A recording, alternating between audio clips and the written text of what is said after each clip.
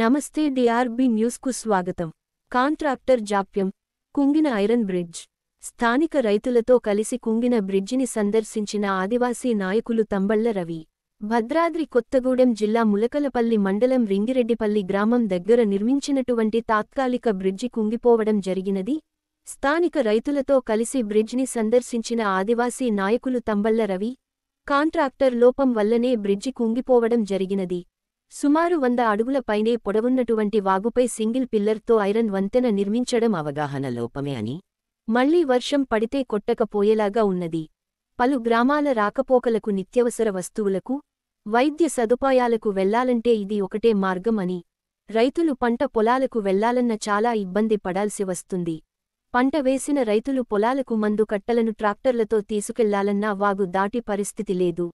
అధికారులు స్పందించి రైతులకు, ప్రజలకు ఇబ్బంది లేకుండా చూడాలని డిమాండ్ చేశారు.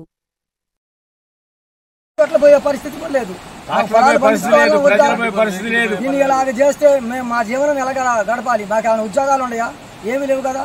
నాకు మందు కట్టలేసి సరైన సమయానికి మందు కట్టలేస్తేనే మా భూములు పడుతాయి, లేకపోతే ఎలా పడుతాయి మీరే చెప్పండి.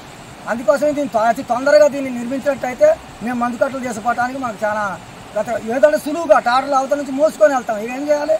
ఇంతవరకు ప్రభుత్వం వారు పట్టించుకోకపోతే ఏం చేయాలి? ఇంతవరకు